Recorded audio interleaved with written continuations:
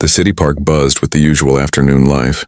Dogs chasing frisbees, laughter echoing through the trees, and the faint sound of a street violinist in the distance. Ethan Brooks, CEO of a global tech empire, sat stiffly on a bench, watching his little daughter Lila toddle around the playground. He was dressed in a perfectly tailored suit, expensive watch glinting under the sunlight, but there was something hollow in his eyes. Since his wife's death 2 years ago, Ethan lived by his calendar, not his heart. The only moments that broke his routine were these brief afternoons with Lila, moments he rarely knew how to handle. Today, though, something felt different. As he scrolled through endless emails, Ethan heard a soft laugh, light, tender, familiar. He looked up and saw Lila sitting cross-legged in the grass beside a woman he didn't recognize. The woman wore a faded gray cardigan and jeans that had seen better days. A strand of hair fell loose across her cheek as she smiled at Lila, listening intently to the little girl's stories about her doll. Ethan frowned. He was protective of his daughter, too protective, perhaps. Pocketing his phone, he stood and walked toward them. "Sweetheart," he called, his voice calm but firm. "You shouldn't bother people, okay?" Lila looked up, giggling. "But Daddy, she knows Mommy." The woman's head turned at that, and Ethan froze mid-step. Her eyes, deep brown, gentle, with a sadness that felt familiar, met his. She rose slowly, brushing grass off her knees. "I'm sorry," she said softly. "She just came over to say hi. I didn't mean to intrude." Ethan's chest tightened. Something about her voice struck him. Low, kind, the kind of tone that soothed pain. "Do you know my wife?" he asked carefully. The woman hesitated, then gave a small, almost nostalgic smile. "Yes, I used to be her nurse, in the oncology ward." Ethan's breath hitched. The park noise faded into silence. He stared, his jaw tightening. "That's not possible.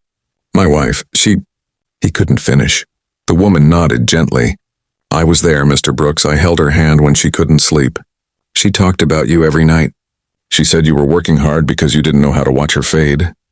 Ethan's throat burned. Memories crashed back. Nights in hospital corridors, signing forms with shaking hands, watching monitors blink slower and slower.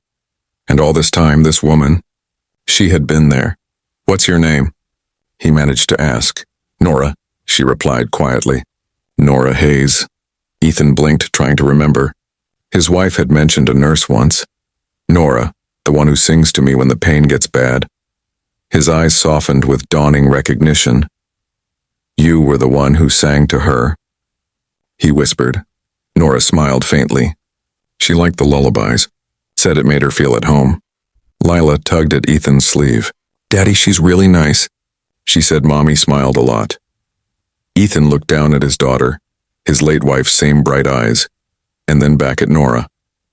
There was something about her presence, calm, healing, like she had carried a piece of his wife's light that day she died, and never let it go.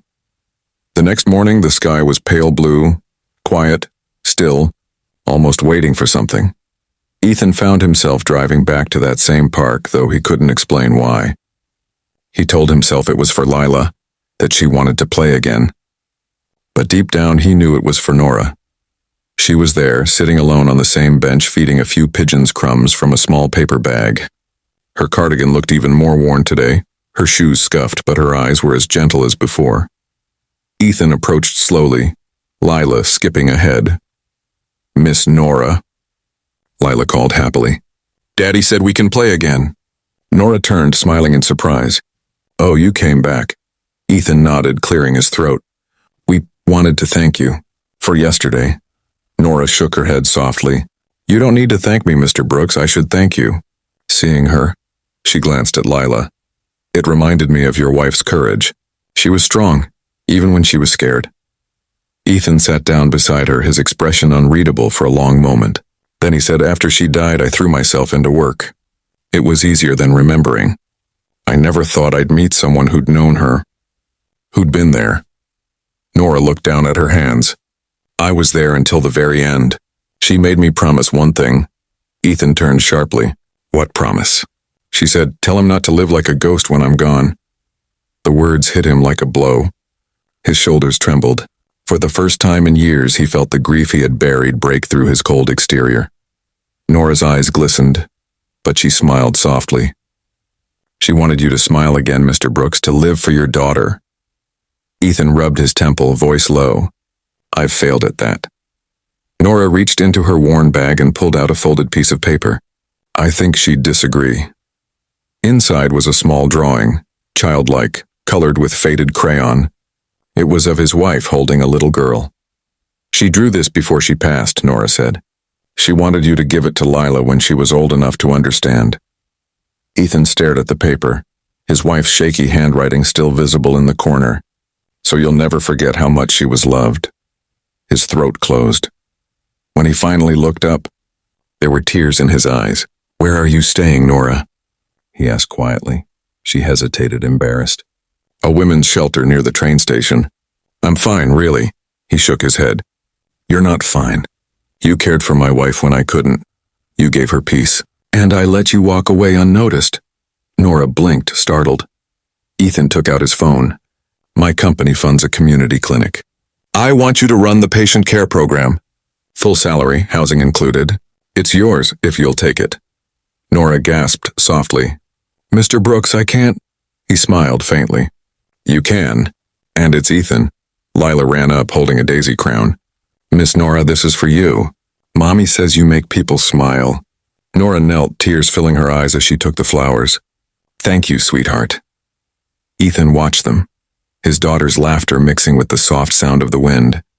And for the first time in years, something inside him shifted. His wife was gone, but her love, it was still here, in his daughter, in Nora, in the second chance he never expected to find.